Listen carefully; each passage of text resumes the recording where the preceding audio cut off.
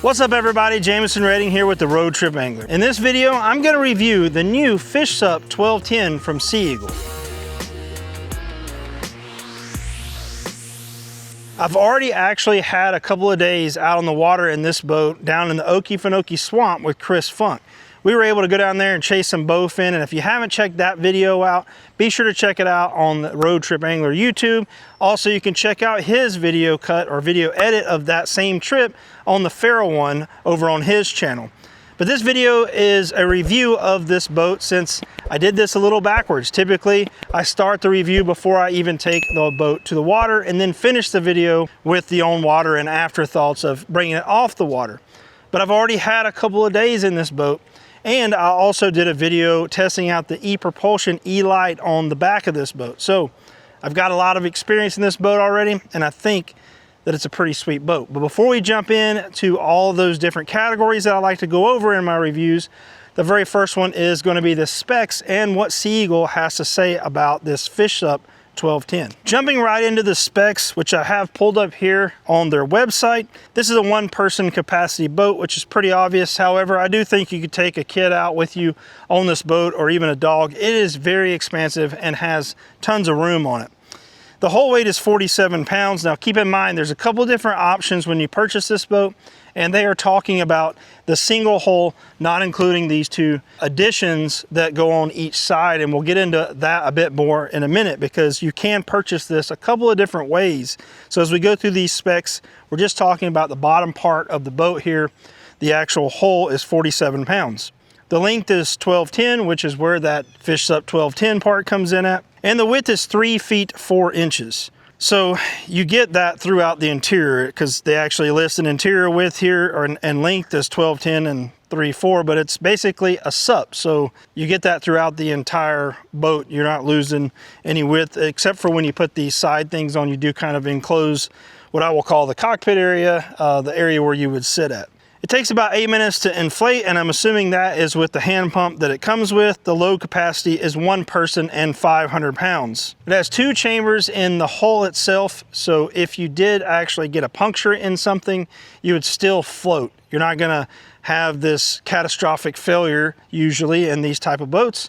You might get a small puncture from like a fish fin or something, which I have not done on this boat yet because it is built very durable, and we'll get into that later in the video. But having multiple chambers in the boat is just peace of mind that if you do get a leak in one of the chambers, you still have plenty of air in the other chamber to float the boat. The material of the boat is 1,000 denier reinforced PVC. And that is going to be a drop stitched floor as well. So if you've watched any of my other inflatable reviews, that drop stitching basically is weaved or put throughout the boat so that when it inflates, it is able to go to a much higher PSI and it keeps the shape very well. What that allows it to do is become very stiff. So when you're standing on it, you don't get any flex in the floor, and the boat itself doesn't flex very much at all. It feels very rock solid when you're standing on it because you're able to go to those higher PSIs, and that drop stitching really holds the shape that they intended the boat to be. The boat actually has the ability to get the transom mount on the back, which we actually have in this version, and that will allow for up to a 3 horsepower gas or electric motor. Now, we tested it with a couple of different motors, and one of those was the new E-Propulsion E-Light, which is a 500 watt motor, probably the equivalent to about a 1 horsepower motor. And I also tested it with the Torqeedo 903, which is the equivalent to a 3 horsepower. It handled both of those motors very well. They say their estimate speeds with the E-Light were 2 to 7 miles per hour. If you check out my review of the E-Light, I did not get anywhere near that 7 miles per hour, but I did get just a touch over 5 miles per hour with that motor. And I think that your average speed is going to be somewhere in the mid 4s if you were going at max what that motor can put out. Now, going up to something like the 903, which is almost double the amount of watts in that motor with Torqeedo, or going to their 1103, you're going to get closer to that 7 mile an hour range. But I would say a good range for electric outboards is going to be anywhere from 3.5 miles per hour up to that 7 mile per hour mark, depending on conditions and how you have the boat loaded. You can take the floor, as I mentioned, with that drop stitching technology all the way up to 12 to 15 PSI. So 15 PSI being the max, which is the equivalent to 1 bar. A lot of times your pumps will have both PSI and bars. However, I don't ever recommend inflating to the max, because days like today where it's overcast, a bit cooler outside, if that sun pops out and you've already inflated that boat to the max and it warms up a lot, well, that air is going to expand, increasing the PSI and also increasing the risk of you blowing out a seam or something on the boat.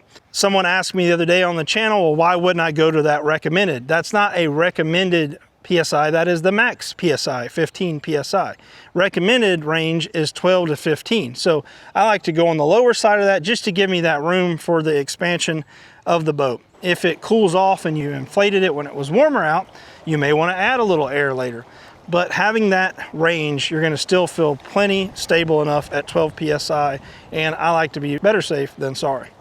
Not only does this boat have the ability to put up to a 3 horsepower gas or electric motor on the stern, but they also offer some options for a bow mount, and they recommend up to a 55-pound thrust trolling motor, which would be a 12-volt system on this boat that you can put on the bow of this boat. So you could theoretically rig this out with a stern and bow mounted motor. Just like the other boats that I've tested from Sea Eagle, this does come with a carrying bag or a case that it can go into so that you can pack it away or move it around in a small SUV, in the trunk of a car for that matter, or in the bed of a pickup truck. So you could travel with this boat very easily, and that is one of the benefits to any inflatable boat, is that they usually pack down pretty small and they're lightweight and can be assembled by the water. Now, if I had to guess on how long it took me to put this boat together, probably a little over half an hour, but that was right out of the box, and I had to actually bolt a plate on the bottom of the seat and bolt a couple of things together. I do also have one of the other higher end packages in this boat, which comes with these 2 side kind of pontoon things that go on top of the boat that gives you just more room and a little bit more inflation here. I like it because it gets the seat up higher. It also encloses the boat a little bit more like a kayak, so if you've got stuff or a fish flopping around on the deck, you don't have to worry about it as much getting away. But I really like this setup, and we'll get into that a little bit more. Before I start going around and talking about all the features that the FishSUP has to offer, I want to talk about the different packages that it's available in, because I have mine packaged out and optioned out with a few things that don't necessarily come in the standard kit. But as we go through these packages, I'll also touch on the price point of each one. The starting package, or the startup package, for the FS1210 FishSUP is going to be coming in right at $999. And the total that they have listed should be around $1349, but if you buy it as that package, you get it down to $999. Now what that comes with is the basic hull. As I mentioned, it wouldn't have these top inflatable chambers on it. It also is going to come with the backpack, the SUP paddle, and the SUP pump, so that's a hand pump. And you're going to get the repair kit, the skeg on the back that slides in, and you have 3 skegs on the bottom. We'll see that when I go through the features of it, but 2 of them are fixed and 1 of them is removable, and then free shipping on top of that. So for $1,000, you're getting the basic SUP. You would get no seat, but you would get a paddle, you would get the pump, you would get the backpack, the repair kit, and the skeg. So you could get out on the water for $1,000 in this boat. If you go up to the deluxe package, you're gonna get all the things that I just mentioned with the addition of a kayak paddle, and you're gonna also get an inflatable seat and a couple of rod holders that will mount on the bases that we'll go through when we walk through the boat here in a minute. You can go up again one more step to the swivel seat fishing rig package. So that will get you this swivel seat, which is super comfortable, a little bit nicer than an inflatable seat because you can turn and move around on it. But again, that is going to be mounted to the SUP itself, very low, not up high like you see here in this boat. Again, you're going to get the kayak paddle, you're going to get that swivel seat, and you'll also get the transom mount to be able to mount that electric or gas outboard. And all the things that we mentioned in the previous packages. That package comes in at $1299, and if I didn't mention it, for $1,099 is the package before it, that deluxe package. So for $1299, you're starting to get into what I would call a more fishing setup, or more ready to fish setup. You move up into the water snake motor package, which is going to come with everything we just mentioned in the previous package, but you're also going to get that water snake Venom 34, which is an electric trolling motor style stern mounted transom steer motor. That brings it up to $14.99. And I could keep going through all these packages because you can get different motor options. The Elite Pro motor package, which is the motor that I tested out. If you haven't seen that review, go check it out. It's the Elite Pro from ePropulsions. You can get that packaged out with the motor for $21.99, and you can keep building on this package. I have the Pro Angler package, which has no motor with it, but you can option this with a Bixby from them. You can option it with the Elite motor. So if you saw my Elite motor review, that Elite Pro Angler package would come with that motor. It comes with, as I mentioned, the kayak paddle, the stand-up paddle, the pump, the backpack, the swivel seat, the 2 raised chambers that you see here, 4 rod holders, and the repair kit, all for $2,799, which I think is still a real deal because the motor alone is around $1,149. So when you add all that together, you're getting a pretty built out package. Now, if you don't want to go with these packages, you can buy the different accessories individually. Like for example, they call this the pontoon kit that gives you those extra inflatable chambers. You can get those for $3.99, and you can add the swivel seat and the different things there to build out the boat however you want.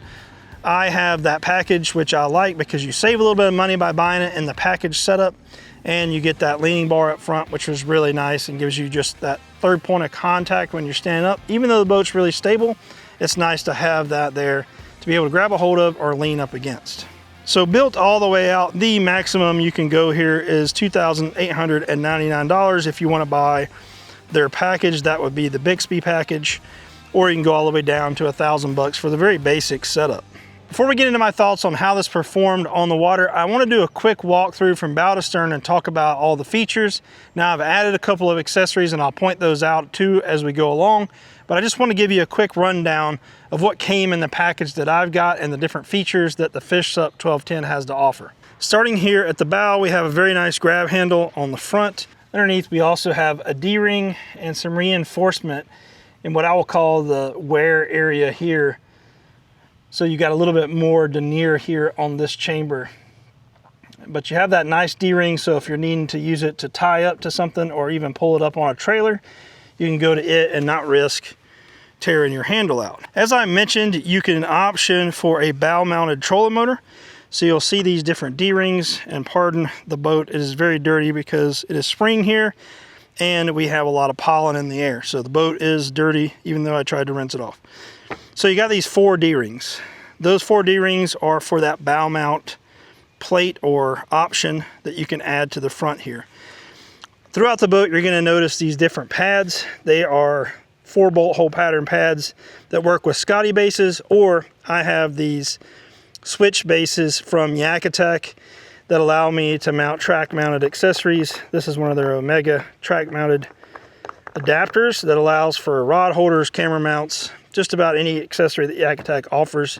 So I just used 1/4-20 hardware to go into the base that comes on the FishSUP. You do get 4 rod holders with this from Scotty with the bases that you need to mount those in different places. But again, I have a lot of YakAttack products, so I have swapped out those Scotty mounts and those Scotty bases for the YakAttack gear. As you move back, you've got 2 more handles on each side, so if you've got a buddy that wants to help, or if you need to lash some stuff down, it just gives you a point to do that. You'll also notice that inflation chamber, or that valve here, so that's for the chamber that would go on the outside. And then you have another valve here that is your inside chamber, and you can kind of see this indentation in the pad. That is where your inside chamber is. So you get a chamber in the middle and a chamber that surrounds it around the outside. You've got some bungee to lash things down with, plus a few more D-rings here on the corners. And you've got this little paddle holder or paddle keeper, so you can slide your paddle blade underneath here and hold that in place. Works really well, especially if you're using it as a stand-up paddleboard. You can just lock that in and be able to make some cast. Standard on the boat, you do have the pads here and here on both sides that allow for this leaning bar accessory. Again, in the package that I got, it came with this leaning bar, which is really nice. and you just simply pull these pins out and you can remove it, or you can pull just the rear or front pins and fold the bar down. You've got a little bit of padding on the bar up here with the logo as well. It just gives you that third point of contact for extra stability. I really like the color of this boat, or the color palette of this boat. It's a little bit updated from some of their older boat products, and I just like that it ties together some graphics up here, kind of a honeycomb look, if you will, along the side, and just it looks really good to me. You've got this EVA standing pad, which they also have on other boats like the Fish Skiff, which gives you another layer of protection, but also makes it really comfortable under your feet. I fish barefoot quite often, and I like having this extra padding here, which just makes it a little more comfortable. You have their ruler here, so you can measure those fish while you're on the water. It goes up to 36 inches. And then there is also a handle in the middle. So if you are using this as just a SUP without these two pontoon or side chambers, you can easily grab that in the center. You'll notice on the boat as well that you have these D-ring locations, and those are so you can mount these chambers if you choose to go with this package or buy those at a later date. You also have some D-rings in the back. Those D-rings would work also for the seat when it's mounted directly to the board and you don't have these chambers. So that's how you would go about doing that. But I optioned this with the chambers. Not only does it give you more mounting options because it comes with these bases, 2 on each chamber. Well, technically 1 is mounted to the seat platform itself, but those are pre-drilled for you to be able to add bases from Scotty or YakAttack to. But it comes with these bases, and it gives you a little more height with your seat position, and it allows the boat to feel more like a kayak instead of a stand-up paddleboard, because you have this area that's a bit more enclosed here in the middle between the two. And it also probably takes the capacity of what this boat can handle up a bit. You'll notice that I've already got some accessories here. This was for my rod staging, so if you check out that video from the swamp, you'll notice how I had my rods done because we were going under a lot of overhanging trees.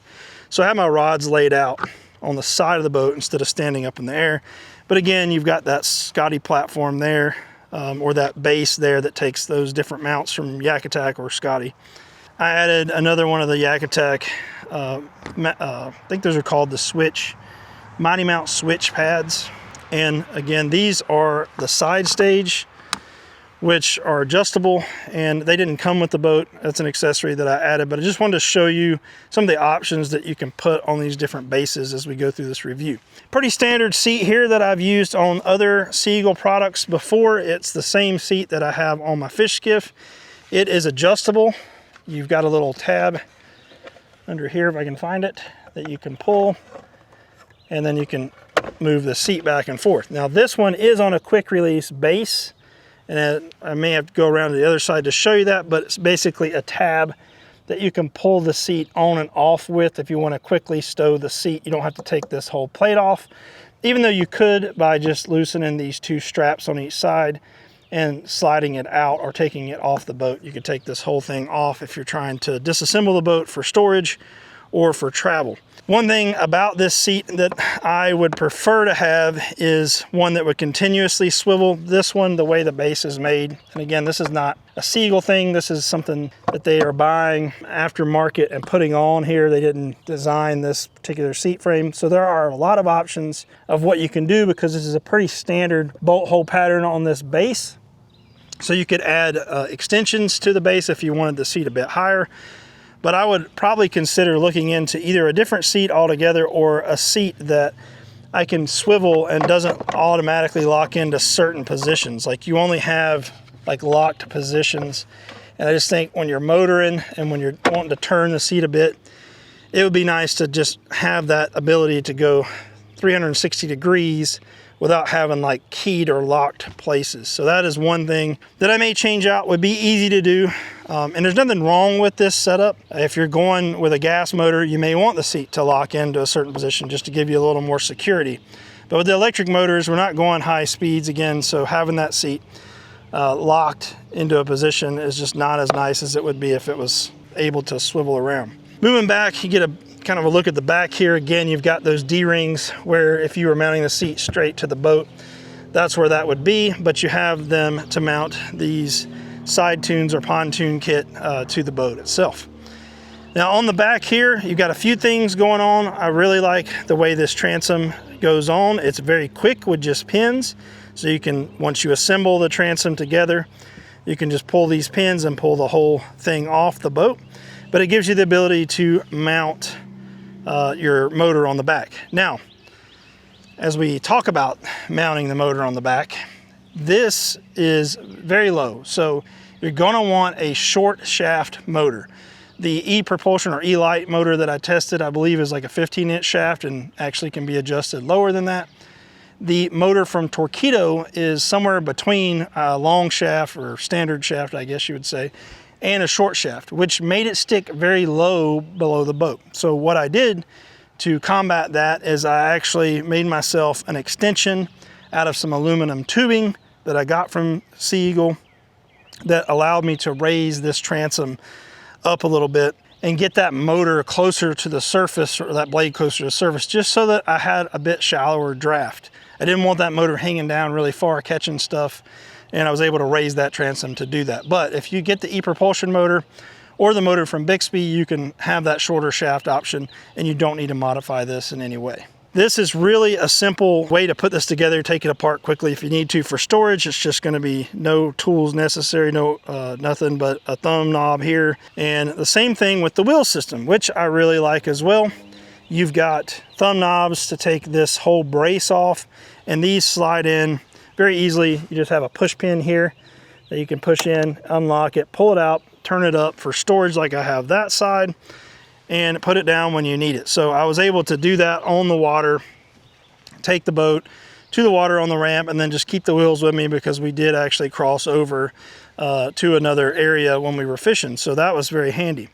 As we move further back, you've got two more of these bases on each side of the stern of the boat here. But you'll notice that the stern has this U shape to it, and that allows the motor to get a bit more forward and gives you some flotation out behind the motor, which keeps the boat from squatting when you are underway or under power. So the weight of the motor on the stern and the fact that it's under power will tend to raise the bow up.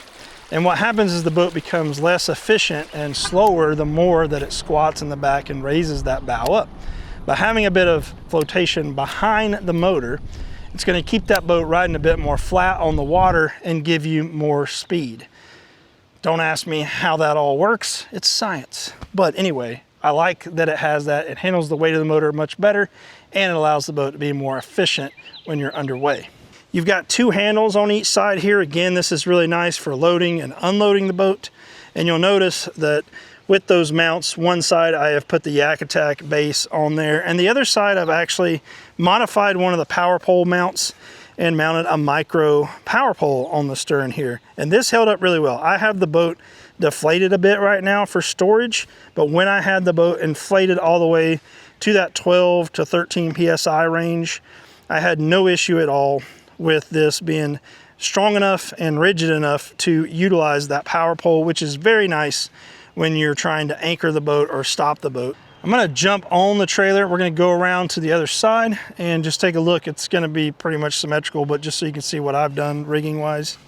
On this side of the seat, I utilized that 4-bolt hole, or the 4 screw holes that were there and ready for self-tappers, to mount another base from YakAttack and get my cup holder on there. And then I'm going to use this base for my fish finder setup or my GPS setup. I did not need that in the swamp. We knew where we were going. We didn't really need a fish finder down there, which was nice. I could keep it a bit more simple. That just gives me one more option for rod holders and that kind of thing. One of the things that I am not super pumped about on this boat is the fact that 2 of the 3 fins that are on the bottom of the boat are not removable. So it has 2 small fins that we'll take a look at on the outside, and then it has a fin box on the inside. Now, fins do help, especially when you're paddling and if you have wind. Inflatables are lightweight. They sit on top of the water. They don't sit in the water like a kayak. So when it comes to tracking, they tend to not track really that well at all. And it's not anything to do with this particular boat. All inflatables are this way. So most stand-up paddleboards are going to be that way too, even if they're hard boats. So they come with those fin boxes to help them track better, be more efficient, and not get blown around as bad in the wind. Now, when you're putting a motor on the stern, that is hanging down and essentially acting as that skeg, as that fin. So you don't need that center fin on there. And that allows for when the motor is up, you're gonna have a shallower draft and be able to get into those areas that may hold some fish a bit shallower. So I leave my fin off in the center. I wouldn't mind having the two outside fins on, however, because they're small. My only complaint is that they don't remove from the boat. So as we take a look at this, that fin is glued on and is not removable. Most of them will slide out of a track, right? So the two outside ones do not remove. And if I put weight on them, even with the boat inflated, they tend to flex. And I don't want them to flex and get, you know, bent or broken or anything like that. So what I'm having to do is put a block of wood under the boat on the trailer to keep that raised up off the trailer a bit so I can strap that down when I'm traveling. Not a big deal, but if I could just simply remove those fins from the bottom of the boat would sit flat on my trailer and I would not need to deflate it. I wouldn't need to put a block of wood under it or anything like that. I do have the ability to store my boat inflated, or at least partially inflated, which allows me to get on the water quicker. So yeah, I would like to see those fins switch over to some type of removable fin, but stay the same size, that shorter, you know, few inches. It's probably 2 to 3 inch fin box or fin right here.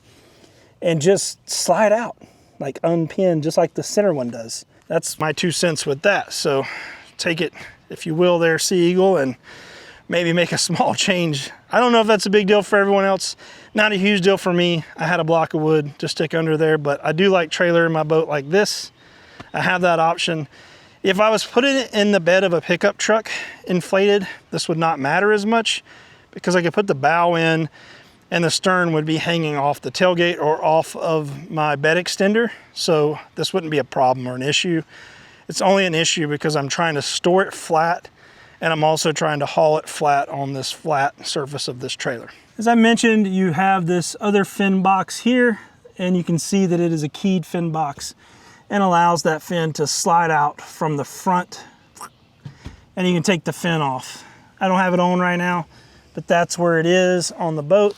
And you can see those fins a bit better on the sides. Again, they're not very large, but not removable. Now that we've went through all the features that are on the boat, what it comes with, and the different packages, the specs, and the price points, I want to go through all those categories that I kind of hold every boat to or use to review every boat that I've ever reviewed. And the first one I like to go with is stability. You know, a lot of people like the idea of a smaller watercraft because of the storage, because it's cheaper to operate. It doesn't have the cost that a big boat has, but stability is always a question for folks trying to get on the water in a smaller boat like this. Well, I can tell you this thing is very stable. At over 40 inches or right at 40 inches wide, it is just like rock solid stable for me. And I've been in a lot of kayaks that tend to have, you know, a little rock to them and they lock in. This one just feels locked in right from the start. The other thing about the stability is by having that leaning bar up front, you have that third point of contact where you can lean up against it, you can grab a hold of it if you're trying to bend down and land a fish or get some tackle out. It just makes you feel very stable, gives you a very confident platform to stand on. Also, the seating position, it feels very stable when you're sitting there as well. Now, again, I do have this with that raised seating position because I have those pontoons on the side. These do not add any stability, even though they're called pontoons.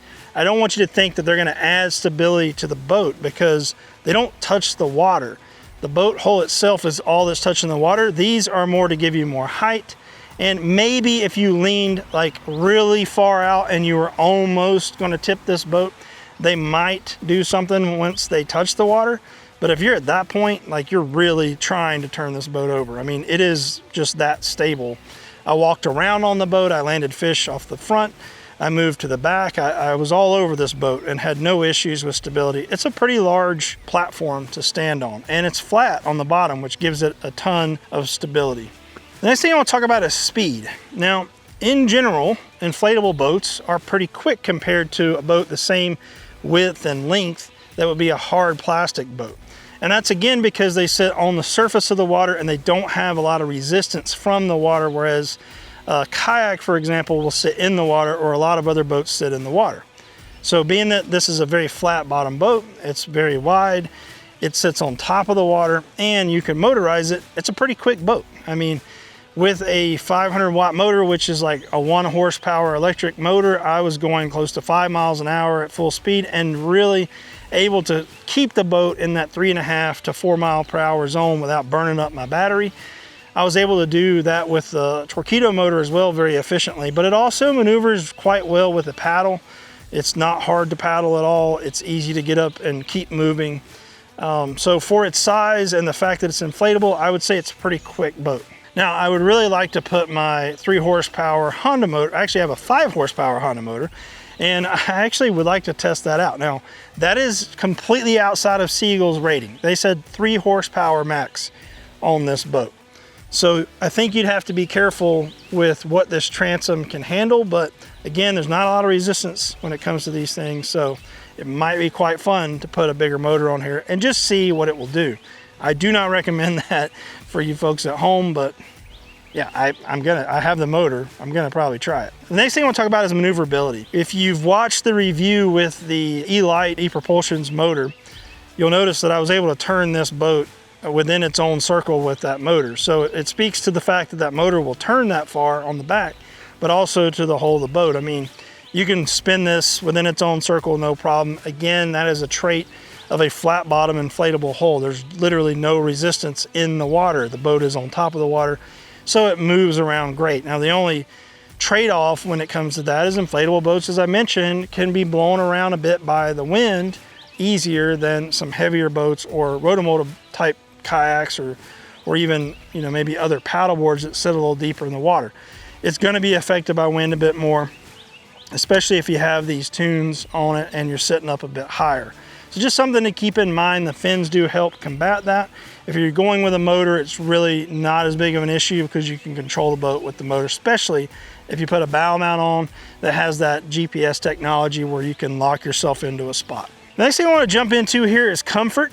And as I mentioned already, the boat is very stable, which I think adds a lot to the comfort. I feel comfortable on the boat because I feel stable on the boat. Also, I like the fact that it has that EVA pad on the floor or on the deck of the boat. It's very comfortable under my feet to walk around on.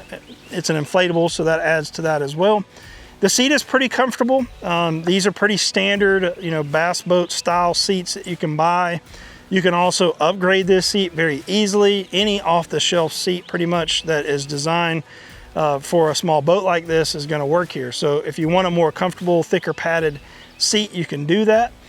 The other thing that I might consider doing, again, I like to be up a bit higher. Even though I am higher on this boat than I would be in that standard package, I still would like to have just a small block in between the platform to raise this seat up just a bit more so that I'm, you know, sitting with my knees a little more straight and not having to stretch my legs out in front of me as much.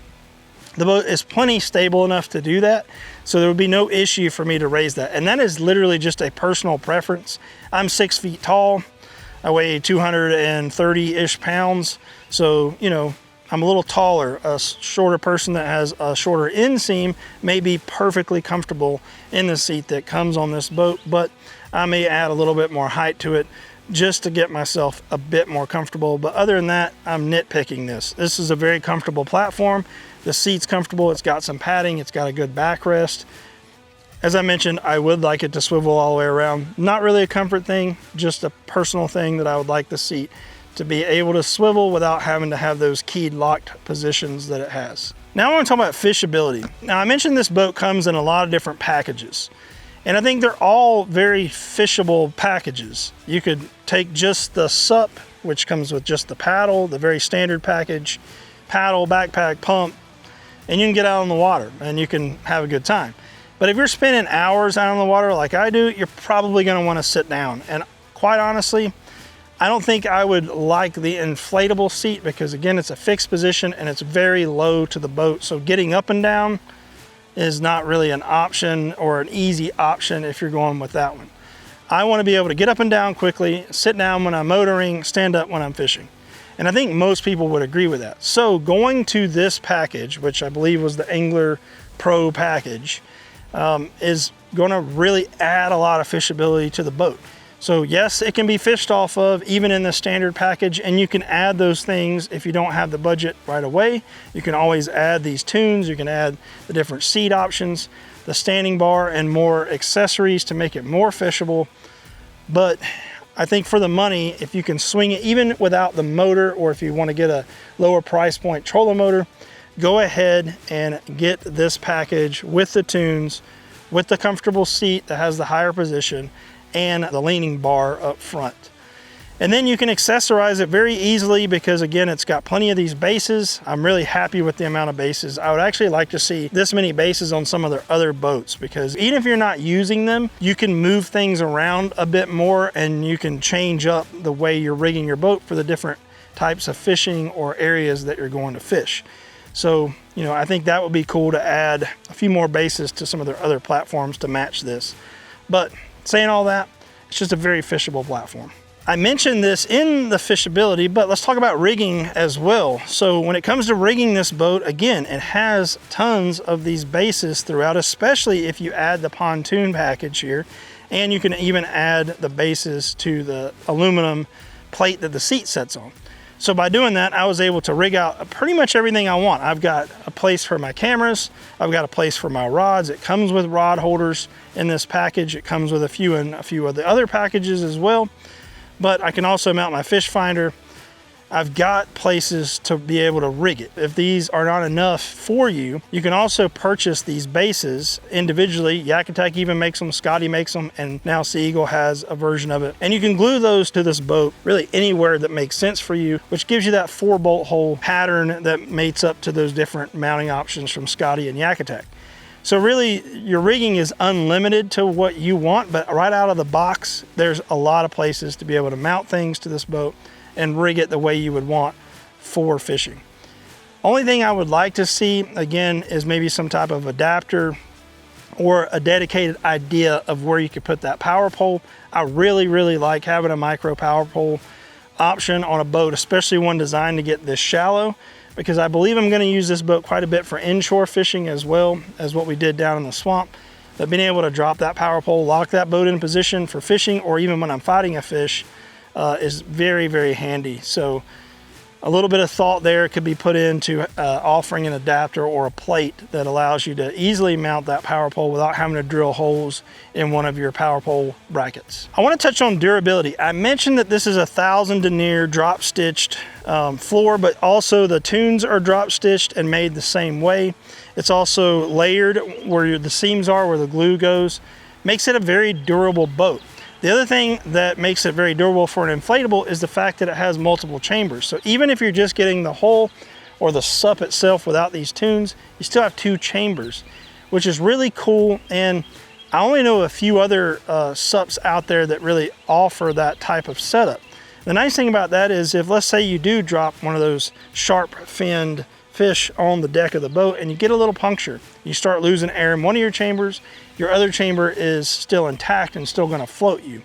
And most of the time, honestly, you're just not going to have any issues. I've never had a hook puncture a boat. Like I've said many times, the only thing that I've ever gotten a hole in a boat from was a fish fin, and it was such a small hole that it would have taken days before the boat was even deflated enough to really give you an issue out on the water. And you can easily patch little holes like that. But this is a thicker material. It's got layers in certain places where you're going to be rubbing up against things like docks. It also has that EVA floor or pad on the floor, which is going to add a bit more durability in that area where, you know, you're working, you're landing fish, you're putting tying lures on and that kind of thing, laying your rods on the deck. And the fact that it has multiple chambers, it's really just a non-issue. It's a very, very durable inflatable. Before I wrap this video up and talk about who this boat is for, one of the last things I want to cover is value. I always like to talk about, are you getting what you're paying for when it comes to the different boats that I review? And Sea Eagle has always done really well in that category. They offer a lot for the money, and they also offer a lot of different purchase options for different packages that allow you to save some money over trying to build out your own package and buy all those accessories individually. So when it comes to being able to get on the water for under or right at $1,000 with the pump, with the boat, a paddle, you're getting a lot of value there. You can build this out the way I've had it and still even have a motorized platform for under $3,000. That is really hard to beat, especially when motors these days are $1,000 on their own, or even way more than that. So I think there's a lot of value here. I think if you're looking for a very versatile platform that can get you on the water and not break the bank, this is a great option. But I want to talk about who it's for. If you're someone that would like all the comforts and features of a larger fishing kayak, you know, one designed with all the accessories for fishing and whatnot, but you need something that is lighter, that you can store in a smaller area, or maybe you can even pack down and travel with in your car or your truck or your SUV, this is a great option. But I don't want you to think that you're getting less boat because it's an inflatable, because actually I think there's a lot of areas or places that I fish that inflatables make more sense. I like being able to go in shallower water with the inflatable. It's also a lot easier to go up river with a boat that's an inflatable because, again, the shallow draft, but also the weight. I can get out and drag the boat over those obstacles if I need to. When we were fishing down in the swamp, one of the things we did was we went through a back way, and then we had to come up and over, you know, a hill that separated the two bits of water that we're going to fish. So it was a lot nicer to be able to have those wheels, drag this boat up and over, and it wasn't that heavy, even though I had it packed down with a motor and tons of fishing equipment. So if you're someone that needs a little bit of extra space, you want to pack down, but you want all the features of a bigger fishing kayak or fishing stand-up paddleboard, like this would go up against and rival a small skiff or a single person, you know, John boat. With, I think, a lot more features, in most cases, this is a better option for you. Then that's who this boat is for.